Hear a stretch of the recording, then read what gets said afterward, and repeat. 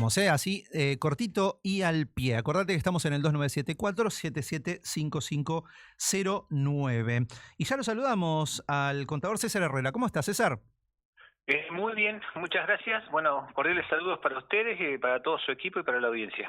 Bueno, muchas gracias por hacerte estos minutos. Bueno, yo decía recién, ¿no? Esta alegría que nos invade toda vez que hay un éxito deportivo y demás, y que en definitiva es una de las pocas cosas que todavía nos siguen uniendo, ¿no? A todos los argentinos, o por lo menos a casi todos, no sé. Bueno, que no tape, que este árbol no tape el bosque de cosas que están sucediendo y que también merecen nuestra atención, y a veces no le prestamos la atención que merecen. César, ustedes en el Observatorio de Ciencias Económicas han hecho un estudio que tiene que ver con el cierre de empresas. Vos sabés que acá en Santa Cruz, la Federación Económica Santacruceña, que nuclea las cámaras de comercio de aquí de la provincia, también ha hecho un informe que tiene que ver con el cierre de empresas. Y más o menos los resultados de ambos estudios coinciden bastante. En el de ustedes hay algunas empresas más, pero básicamente podríamos decir 250 empresas santacruceñas han cerrado, y esto se suma a un número más significativo todavía en Comodoro, y también a un número similar en Tierra del Fuego, donde hay menos habitantes y es incluso más complicado el tema. Están pasando por una crisis muy profunda. Bueno, y quería preguntarte sobre esto, sobre cuáles han sido los indicadores que has tomado para esto, porque también hay una presunción de que no es lo único que está cayendo, porque los autónomos, monotributistas, bueno, que por ahí es más difícil medirlos. Entonces, bueno, y principalmente cuáles son los efectos de esto. Uno se lo puede imaginar, pero en términos económicos es más difícil de analizarlo. Y lo que hicimos fue buscar en el monitor, que ya lo teníamos como referencia, el monitor de empresas a nivel nacional.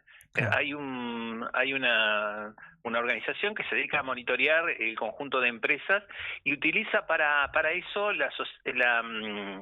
de seguros de retiro, digamos, la Superintendencia de Seguros de Retiro. Claro. Entonces dice, ahí están las ART.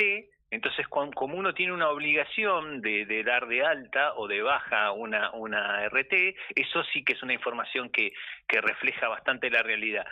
En líneas generales, el supuesto que tuvimos es que no había caída de públicos, porque como te vas a encontrar cuando vas a la RT con un servicio público, no sé, el servicio público de Santa Cruz, Sí. tiene contratado esa RT. Claro. Entonces nosotros supusimos que esos estaban estables, no había habido cierres en Santa Cruz, ni en Chubut, ni en Tierra del Fuego, de dependencias estatales que contratan en la RT. Claro. Entonces lo que te queda es los privados que contratan, y entonces ahí surgió esta mirada de trasladar lo que hace esta fundación argentina a nuestra Patagonia Sur. Y bueno, están los datos ahí, 1000 empresas han cerrado, y después Es el un otro montón. dato es algo que ya veníamos trabajando a través del CIPAC, se llama, ¿no? Sí. Ahí los 931, que son la forma en que tienen las empresas de declarar los formularios, las empresas, los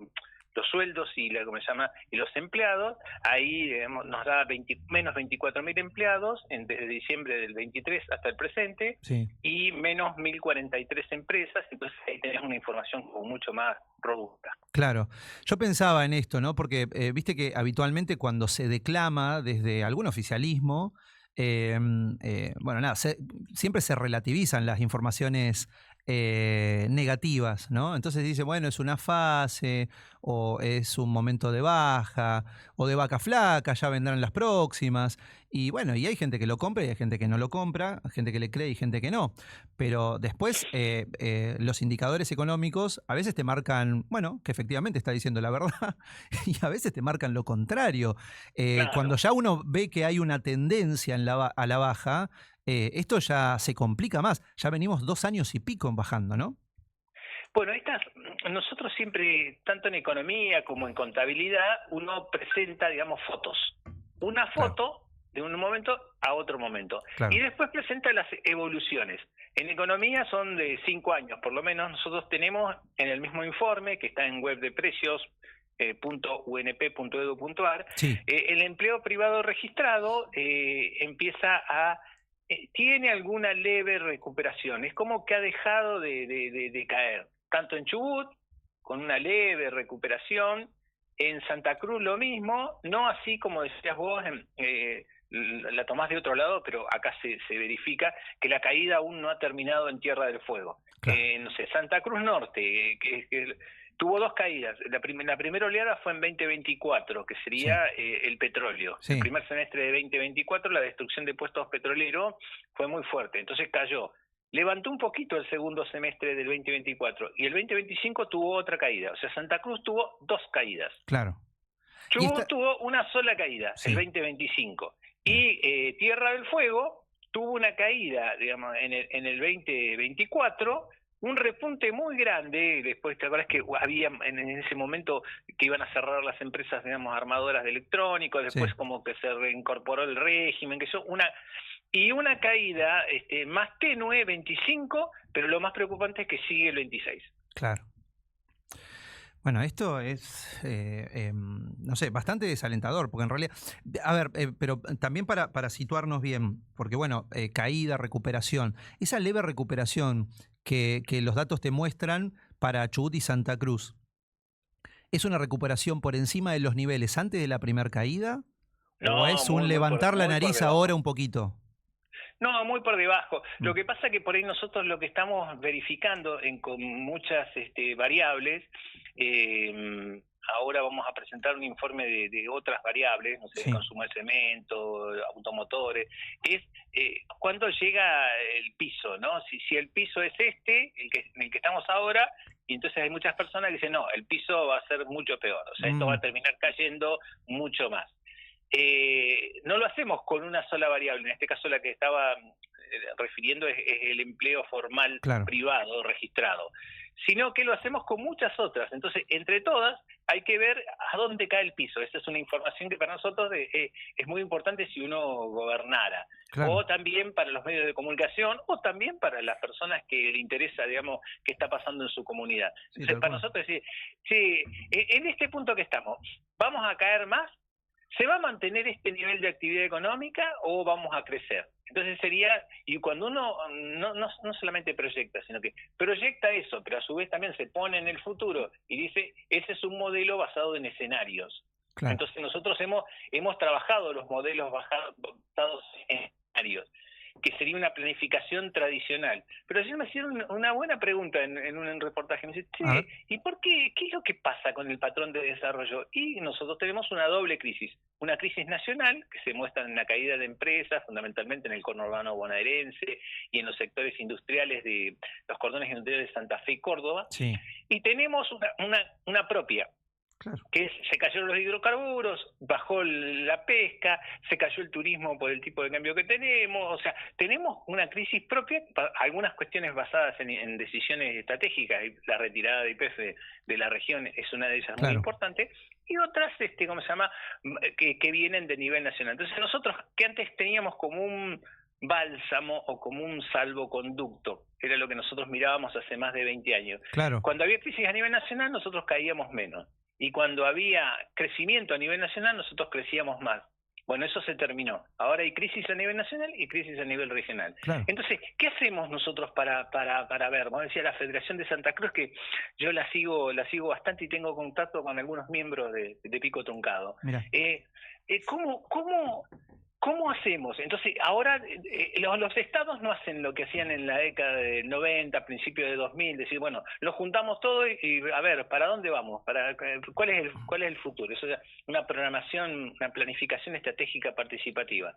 Sino que parece que no hubiera nada. Entonces, los estados hacen algunas cosas, pero los agentes privados están bajando fuertemente. Entonces ahí viene otro trabajo que estamos haciendo y que, bueno, en algún momento vamos a publicar ahora este semestre, por lo menos teóricamente lo queríamos presentar en Córdoba, pero no llegamos, ahora en octubre, que es un modelo de planificación basado en agentes.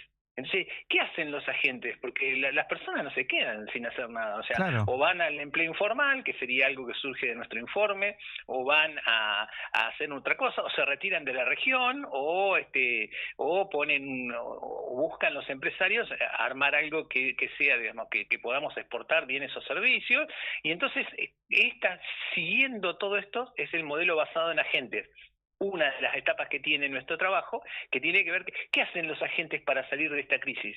Y entonces ahí nos estamos dando cuenta que hay mucho trabajo a nivel público, hay mucho trabajo a nivel privado, mucho más activo que el nivel público, porque ve decaer su fuente laboral y su fuente de ingresos, y Claro. entonces ahí estamos trabajando con el observatorio, que probablemente hacia primeros días de agosto hagamos el primer informe más teórico que con datos, pero estamos en esa tarea de ver en este moderno, utilizando instrumentos modernos, Claro. o IA y algunas cosas más, cómo podemos aportar nosotros cualitativamente al proceso de desarrollo que debemos generar. Claro, tal cual, porque de algún lado tenemos que sacar la subsistencia, ¿no? Bueno, ese es el tema. Bueno, muchas veces habla, reconvirtamos la producción, bueno, pero no sucede. No se termina materializando y terminamos siempre en los monocultivos, en el extractivismo.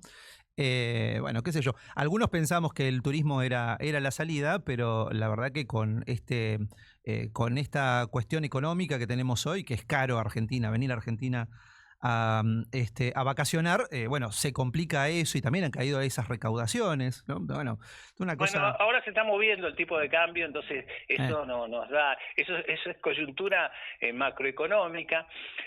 Por allí, el mejor ejemplo, porque hablé un poco técnico, pero el mejor ejemplo es un balde. Entonces nosotros teníamos un balde, en ese Sí. balde entraban muchos chorros de agua, que eran las inversiones hidrocarburíferas, las inversiones en turismo, Sí. las inversiones pesqueras, muchos chorros de agua. Esos chorros de agua se cortaron, Claro. pero el balde no era que se llenaba, sino que el balde tenía salidas. O sea, Claro. cada vez que vamos y compramos un supermercado, eso es una salida, Claro. es plata que se va de la región. Claro. Cada vez que pagamos un Netflix, se va al del país. Claro. Cada vez que pagamos... Entonces, todos esos agujeros hacían que quedara algo en el fondo del balde, que sería lo que dice un taxista o un remisero, ¿no? Claro. Que son los que manejan el termómetro de lo que está pasando. No hay plata en la calle.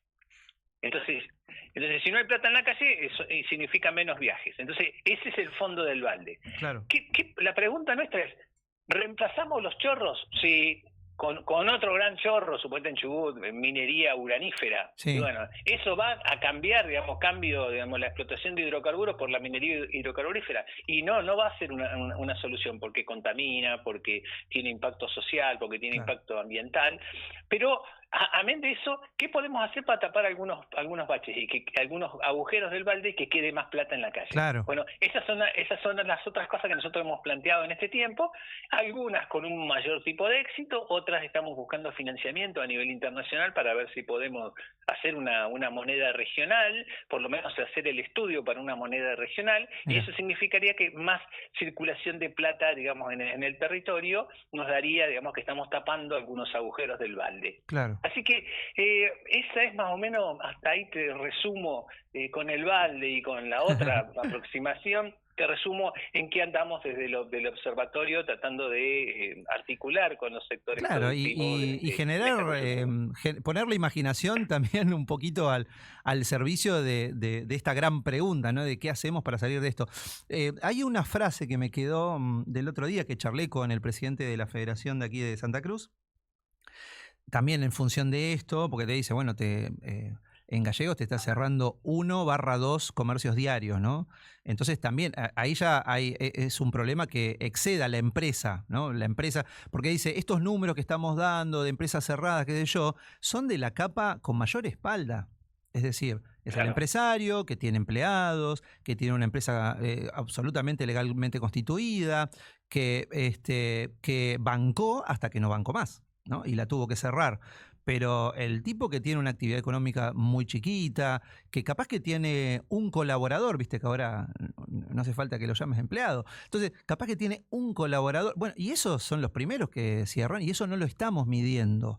porque es un tipo que tiene un kiosco en su barrio o en su casa, y eso no le estamos midiendo porque es más difícil, ¿no? Entonces, Sí, yo digo, sí, ¿cuáles sí. son las consecuencias que podemos esperar si no le podemos un stop a todo esto?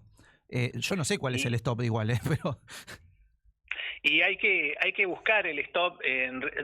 Gallegos es el más, en la tasa de desempleo es la más alta de la Patagonia, sí, 8,5% de la población económicamente activa, y su tasa de presión sobre el mercado laboral, que es la que nosotros elaboramos, está en 28 puntos, un claro. poquito por debajo del nivel nacional, pero es una tasa alta. O sea, que quiere decir que, que uno de cada tres personas estén desempleados, estén empleados buscando más trabajo, o Claro, estén subempleados, trabajando menos horas pero necesitan trabajar más, claro, están buscando y presionando sobre el mercado laboral. tal cual. Entonces, es potente eso, porque uno de cada tres personas nos indica algo muy fuerte, presión. Esa presión por ahora va decantando por el segmento informal, pero el segmento informal tiene, digamos, un límite Claro. en las plataformas, Didi, Uber, no sé, las otras que entregan, digamos, alimentos y otras encomiendas en Sí, casa, claro, Rap y todos como esos. Rappi. Bueno, todas esas plataformas tienen un límite de informalidad Claro, y eso es lo que está dando una salvaguarda. Entonces, lo que decimos en el informe es que se quita empleo formal y bien remunerado por un empleo informal. Entonces, la tasa de desempleo no cambia mucho, pero sí la calidad del empleo que está claro, por dentro y no le alcanza entonces viene el pluriempleo, que esto que te relataba recién, que claro. se mide con la presión laboral. Tengo tres, Personas que cuatro están trabajos y no ocupadas, me trabajan alcanza. Bueno, esto 40 es horas una por máxima, semana, ¿no? De estos tiempos. claro, trabajan 40 horas por semana y buscan otro empleo porque no les alcanza la plata para vivir. Tal cual. Bueno, y así la moneda de cambio termina siendo tiempo de vida, ¿no? Es decir, ya no me Sí, queda sí, tiempo en el realmente día.